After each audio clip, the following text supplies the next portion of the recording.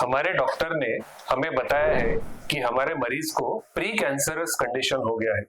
ये pre cancerous condition क्या होता है, चलिए डिस्कस करते हैं।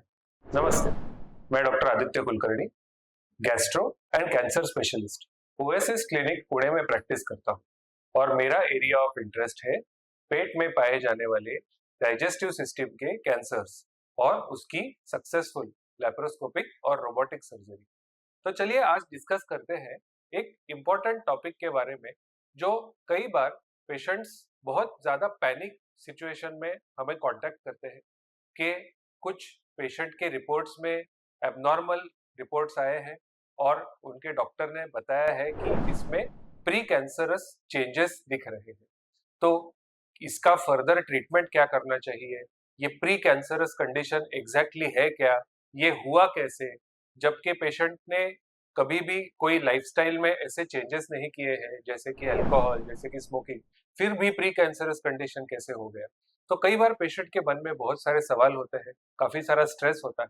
तो इस स्ट्रेस को दूर करने के लिए पहले हमें ये अंडरस्टैंड करना पड़ेगा कि प्री कैंसरस कंडीशन ये क्या होता है, ये क्यों होता है और इसके फर्दर ट्रीटमेंट के लिए हमें क्या क्या चीजें करनी जरूरी है। तो सबसे पहले हमें ये समझना पड़ेगा कि प्री कैंसरस कंडीशन एग्जैक्टली आता कहाँ से। तो हमारे बॉडी में कई सारे प्रकार के सेल्स होते हैं। बॉडी के हर सिस्टम में, चाहे वो कार्डियक सिस्टम हो, डाइजेस्टिव सिस्टम हो या लंग्स हो, इसमें मिलियंस ऑफ सेल्स होते हैं और हर सेल का अपना अपना फंक्शन होता है। सेल जब क्रिएट होता है वो अपना फंक्शन निभाते हैं और उनका लाइफ स्पैन खत्म होने के बाद सेल अपने आप डेड हो जाता है और उसकी जगह पे दूसरे सेल्स आ जाते हैं। ये एक सेल की नॉर्मल लाइफ साइकिल होती है। कभी कभी अगर इस लाइफ साइकिल में कुछ चेंजेस आते हैं, उसके जेनेटिक कॉन्स्टिट्यूशन में या उसके जेनेटिक्स या जीन्स में अगर कुछ ऐसे चेंजेस आते हैं कि वो सेल अपना फंक्शन खत्म होने के बाद इंस्टेड ऑफ डाइंग, अगर वो सेल ज्यादा मात्रा में डिवाइड करने लगता है, तब ऐसे सेल को हम एबनॉर्मल सेल कहते हैं, जिसे कि हम डिस्प्लास्टिक सेल भी कह सकते हैं।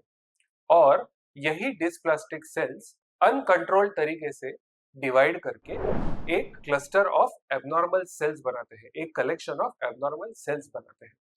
कुछ समय के बाद ये सेल का जो क्लस्टर होता है, इसका साइज बड़ा हो जाता है और इसका रूपांतर ट्यूमर में होता है और ये ट्यूमर ऑर्गन को धीरे धीरे धीरे इन्वॉल्व करने लगता है और over a period of time ये कैंसर में चेंज हो जाता है। प्री कैंसरस कंडीशन ये नॉर्मल सेल और कैंसर के बीच वाले स्टेज को कहा जाता है, जबकि ये सेल्स पूरी तरह से कैंसर में विकसित नहीं हुए हैं, इसका ट्रांसफॉर्मेशन पूरी तरह से कैंसर सेल्स में नहीं हुआ है। तो सबसे पहली बात जानना ये जरूरी है कि प्री कैंसरस लीजन या प्री कैंसरस सेल्स होने का मतलब ये नहीं होता है कि पेशेंट अब कैंसर पेशेंट बन गया है और पेशेंट को कैंसर हो गया है, क्योंकि प्री कैंसरस सेल्स में डिवाइड करने की क्षमता होती है, बट ये स्प्रेड नहीं हो सकता है। और ये अगर हम कैंसर के स्टेजिंग के हिसाब से देखें तो इसे स्टेज 0 के नाम से जाना जाता है। So this is a stage 0 cancer, जिसे हम इन सिटू कार्सिनोमा के भी नाम से जानते हैं। और इन सिटू कार्सिनोमा ऑर्गन के अंदर स्प्रेड नहीं हो सकता और ऑर्गन के बाहर भी स्प्रेड नहीं हो सकता। तो ये प्री कैंसरस कंडीशन आया कहां से? तो इसके कुछ कुछ रिस्क फैक्टर्स होते हैं।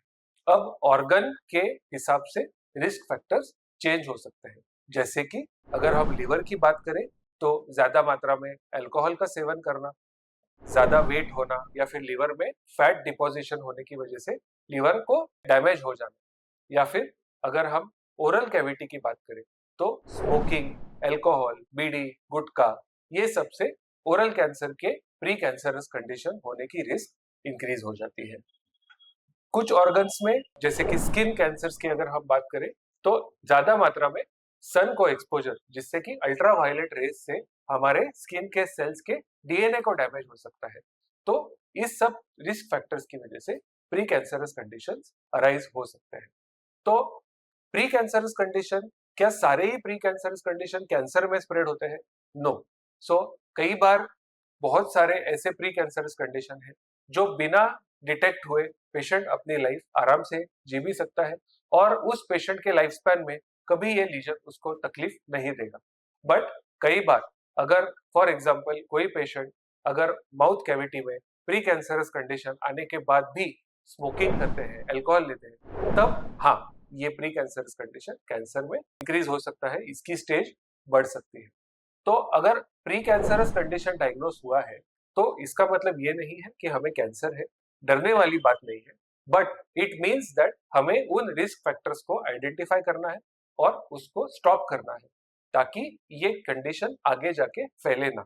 और साथ के साथ प्री कैंसरस कंडीशन कैंसर में स्प्रेड नहीं हो रहा है, इंक्रीज नहीं हो रहा है, ये चेक करते रहना चाहिए। इसीलिए आपके डॉक्टर के पास रेगुलर चेकअप्स और एग्जामिनेशन के लिए जाना बहुत जरूरी होता है। तो आज हमने जाना प्री कैंसरस कंडीशन के कुछ बेसिक्स के बारे में।